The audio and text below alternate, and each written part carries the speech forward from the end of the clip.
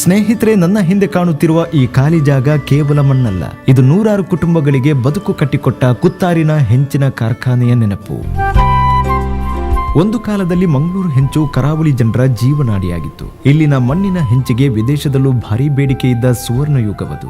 1865ರಲ್ಲಿ Basel mission ಅವರು ಜಪ್ಪುವಿನಲ್ಲಿ ಮೊದಲ ಘಟಕ ಆರಂಭಿಸಿದ ನಂತರ ಕುದ್ರೋಲಿ, ಬೋಳಾರ, ಉಳ್ಳಾಲ, ಗುರುಪುರ ಹೀಗೆ ಹಲವೆಡೆ ಹೆಂಚಿನ ಕಾರ್ಖಾನೆಗಳು ತಲೆ ಎತ್ತಿದವು.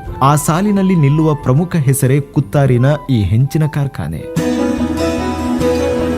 ಏನಪ್ಪಯ್ಯ ಆಸ್ಪತ್ರೆ ಮತ್ತು ದೇರಲಕಟ್ಟೆ ಆಸ್ಪತ್ರೆಗೆ ಹೋಗುವವರಿಗೂ ಇದೊಂದು ಪ್ರಮುಖ ಗುರುತಿನಂತೆ, ಅಂದ್ರೆ ಲ್ಯಾಂಡ್ ಮಾರ್ಕ್ ತರ ಇತ್ತು. ಆರಂಭದಲ್ಲಿ ಶೆಟ್ರು ಒಬ್ಬರ ಒಡೆತನದಲ್ಲಿದ್ದ ಈ ಘಟಕವನ್ನ ಎಚ್ ಸಿರಾಮಿಕ್ಸ್ ಪ್ರೈವೇಟ್ ಲಿಮಿಟೆಡ್ ಸಂಸ್ಥೆಯವರು ವಹಿಸಿಕೊಳ್ತಾರೆ. ಇಲ್ಲಿ ಸಾಂಪ್ರದಾಯಿಕ ಪದ್ಧತಿಯಲ್ಲಿ ಅತ್ಯುತ್ತಮ ಗುಣಮಟ್ಟದ ಹೆಂಚುಗಳು ತಯಾರಾಗುತ್ತಿದ್ದವು. ಈ ಕಾರ್ಖಾನೆಯ ಹಿಂಭಾಗದಲ್ಲಿ ಒಂದು ಸುಂದರವಾದ ತೊರೆ ಇತ್ತು. ಅಂದು ಈ ತೊರೆಯೇ ಸ್ಥಳೀಯರ ಮತ್ತು ಕಾರ್ಮಿಕರ ಪಾಲಿನ ಜೀವನದಿ. ಬಟ್ಟೆ ಒಗೆಯಲು, ಸ್ನಾನ ಮಾಡಲು ಮತ್ತು ಹರಟೆ ಹೊಡೆಯಲು ಜನ ಇಲ್ಲಿ ಸೇರುತ್ತಾ ಇದ್ರು.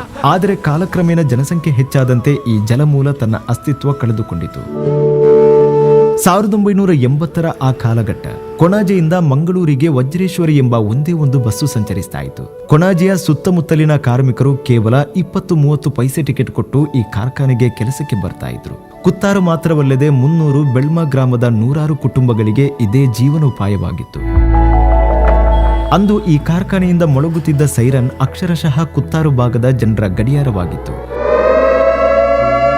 ಕೈಗಡಿಯಾರಗಳಿಲ್ಲದ ಕಾಲದಲ್ಲಿ ಆ ಸೈರನ್ ಶಬ್ದ ಕೇಳಿಯೇ ಜನರು ತಮ್ಮ ದಿನಚರಿ ನಿರ್ಧರಿಸ್ತಾ ಇದ್ರು. ಆದ್ರೆ ಕಾಲ ಬದಲಾಗ್ತಾ ಹೋಯಿತು. ಕಾಂಕ್ರೀಟ್ ಕಟ್ಟಡಗಳ ವ್ಯಾಮೋಹ ಹೆಚ್ಚಾದಂತೆ ಹೆಂಚಿನ ಉದ್ಯಮ ಸೊರಗತೊಡಗಿತು. ಮಣ್ಣಿನ ಕೊರತೆ, ಆರ್ಥಿಕ ಅಡಚಣೆ ಮತ್ತು ಬೇಡಿಕೆಯ ಕುಸಿತದಿಂದಾಗಿ ನಂದಾದೀಪದಂತೆ ಬೆಳಗುತ್ತಿದ್ದ ಈ ಕಾರ್ಖಾನೆ ಅನಿವಾರ್ಯವಾಗಿ ಬಾಗಿಲು ಮುಚ್ಚಬೇಕಾಯಿತು.